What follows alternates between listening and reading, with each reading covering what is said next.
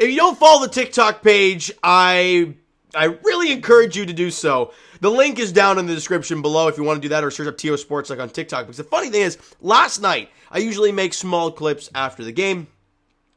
And I did. And at the very end of the clip, I put up a picture of Bobby and Masai. And I'm like, with Scotty Barnes taking this crazy leap and looking incredible, we need to do something here. And about 12 hours after I upload that, OG Anunoby is a New York Knick. And with all the weird stuff happening with the Knicks and the lawsuit and everything, kind of shocked something like this would happen. But here we are. And there is a lot to dissect here. There is a lot to dissect.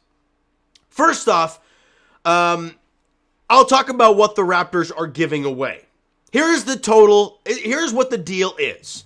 OG Anunoby, Precious Achiuwa, and Malachi Flynn going to the New York Knicks in exchange for Mississauga native RJ Barrett, Immanuel Quickley, and a 2024 second-round pick, which belongs to the Detroit Pistons, so it's basically a very late first. Wow. A lot, like I said, a lot to dissect here, but let's start with what the Raptors are giving up, because I know there's going to be a lot of New York Knicks fans coming on here and kind of wanting to get an idea of what they're getting. I'm not going to sit here and try and be a biased Raptor fan and say, oh, the Raptors W trade. I honestly think they won the trade, but I'll get into why as the video goes along. So let's start with what the Raptors gave away, and we'll start with the biggest piece. OG Anunoby goes to the New York Knicks. What are the Knicks getting in OG? I'll tell you this. They're getting one of the best one-on-one defenders in basketball. Like, he is incredible at guarding the opponent's best player. He's really, really good. He's a great corner three-point shooter. A great three-point shooter in general, right? You look at his season totals. He's shooting 37% from three. Not bad. He's averaging not a career low, but I think he averaged like 18 last year. He's only averaging 15 this season, albeit that's because they're involving Scotty Barnes a lot more in the offense. So with that being the case, the usage for OG kind of drops off a bit. But so what is OG going to do in the offensive end? He's a great defender. I'm not going to deny that. He's one of the best perimeter defenders, one of the great on-ball defenders in basketball. That's great for the New York Knicks. Offensively, other than a catch-and-shoot three-point shooter, you're not getting much. When OG has to facilitate his own offense, there's not much there. Usually it looks herky-jerky. Sometimes he ends up on his rear or it's a turnover and you feel like just screaming at your TV because it looks so janky. Love OG. He's been a Raptor for so long. He was a late draft pick that turned into a great player. Kind of one of those stories that happened years ago for the Raptors that they haven't been able to hit on recently. Fantastic player. But on the offensive end, you just, other than knocking down three-point shots, which is obviously very important in this day and age, you're not going to get much shot creation from him. Now, the Knicks don't really need that, though. They have Julius Randle. They have Jalen Brunson creating the offense. You don't really need that from OG, so that offense might fit in well with their team. Let me get to the other two guys. And I'm seeing on Twitter, and people are getting excited for Preston and Malachi Flynn as New York Knicks fans. I'll tell you this. You're not getting much, okay? Precious Achiuwa is frustrating. Because he shows you some signs of, like, energy and activity on the defensive end, and he blocks shots. He's a pretty good defender. But on the offensive end, if you see him running up the floor with the ball, you're screaming. Because it is one of the worst sights of all. If it ain't some offensive board putback or something in tight to the paint, it looks ugly. Some of his decisions on offense are mind-boggling about what the hell he's doing out there. It is really bad. So as a Raptor fan, I'm very excited to not watch him anymore because of how painful it is to watch. He's a great energy guy, don't get me wrong. But you put the ball in his hands, you're biting your nails every second. He can knock down a consistent three, so he's not a catch-and-shoot three-point shooter. He's not going to give you much offensively. Defensively, yeah, he's got some tools there. But it's never been really able to solidify. He had a great, when Scotty Barnes went to the all-rookie stuff, and Precious Achiuwa was there, right, at the showcase in the All-Star game. That second half of the year, he was great. But since then and before then, Nothing really from Precious. And Malachi Flynn, for the love of God, he's a very short guard who is going to get attacked defensively to no end. He's quick. He's a shifty guard. But he's not great.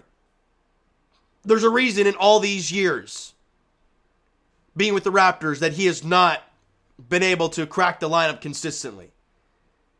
Just because he gets attacked defensively, he's in a liability out there on the defensive end. Yeah, he's got quicks, and he can shoot the three a little bit, but you're not getting much in Malachi Flynn. I'm just going to be blatantly honest with you. Those two players have been hard to watch in Raptor uniforms. Now, for my outside take of what the Raptors are getting in return, it's a lot of fun. First off, you're getting the Canadian boy RJ Barrett. Now, he's on a massive contract, like $26 million a season until 26-27, so you got him for term.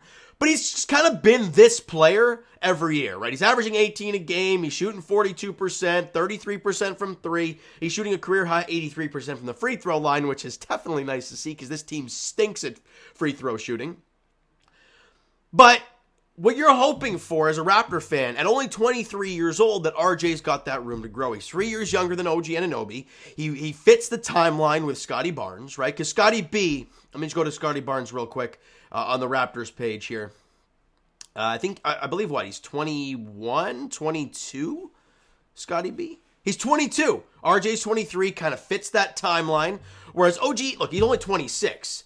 But you've got RJ locked up, whereas OG needs a contract to the end of the season, and that's another thing to add to the Knicks thing. OG's a free agent at the end of the year. Yes, he's a player option, but he's only making $19 million. He'll ask for more as one of the best perimeter defenders in basketball. He'll get paid somewhere else. So the Knicks got to pony up and get him paid, or they lose him. So it's a rental thing. That's the scary thing as well for the Knicks. But you add 23-year-old RJ Barrett to add to that core with him and Siakam. Maybe they lock up Pascal Siakam. I don't know. It's going to be interesting to see how what plays out moving forward. But for getting RJ Barrett, it fits the timeline with Scotty Barnes. Then they add Immanuel Quickley.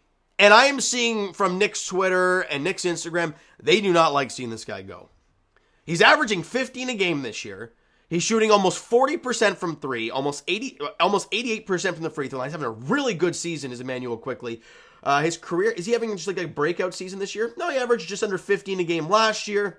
He shot 37% from three last season as well. He's only shot below 35% from three once, and that was in 21-22. He's been great ever since. Again, Knicks fans can get me more of an idea of what those two players bring to the Toronto Raptors, but I just think it's what this team needed to do. You traded two useless bench pieces. Now, will Immanuel Quickley start for the Raptors? He has not started yet for the Knicks this season. Obviously, with Jalen Brunson at the point guard, you're not going to start Quickley. But with the Raptors point guard situation where they have, obviously, Dennis Schroeder, who's been coming off the bench recently, and we'll see what happens. Does Immanuel Quickley get the starting nod?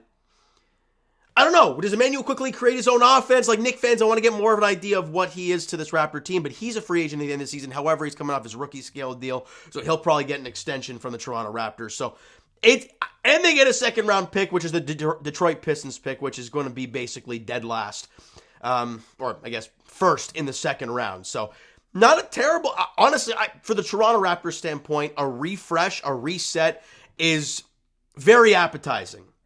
I like the deal. I think the Raptors, in overall sense, got the better end of the deal. Because I love OG. We all loved OG in Toronto. But am I okay with seeing him go for this type of package? For a rental player? Yes. Very much so. Getting a Canadian boy RJ Barrett back, he might frustrate Raptor fans. I don't know how Knicks feel about him. Obviously, the big contract is a big weight on his shoulders as well, but a lot of people don't like seeing Immanuel Quickley leave in Knicks land. So let me know. I want to hear all this stuff, but I gave you my Raptors opinion. I'm giving you my Knicks opinion. I like the trade for the Toronto Raptors. I thoroughly, thoroughly do.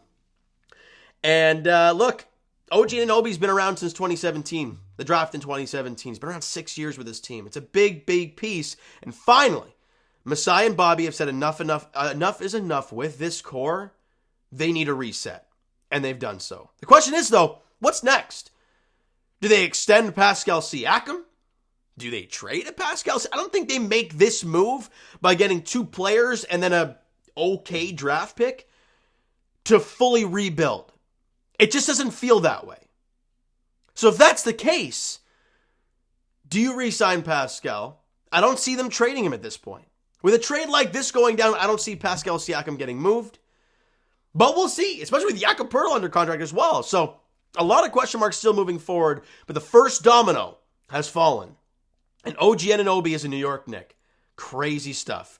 All right, Raptor fans, Knicks fans, hope you enjoyed the video, and hit that like button if you guys enjoyed it. Hit that subscribe button if you guys not already. Comment down below your thoughts on the video, your thoughts on the deal. Who do you think won the deal initially? Obviously, it's going to play out over time, but what are your thoughts on the initial deal? Do you think the Raptors won? Do you think the Knicks won? If you think both teams did good job, tell me as to why. Let me all that stuff in the comments below. Twitter, Discord, Instagram, and of course, TikTok is down below, so follow up there if you have not done so already. I'll talk to you guys Leafs edition tonight as they are in action against the Carolina Hurricanes at Scotiabank Arena tonight at 7 o'clock. And as for the Raptors, they got Detroit in Detroit, but they're not going to have RJ and Immanuel Quickley in the lineup. And oh yeah, no OG and no Precious and no Malachi Flynn.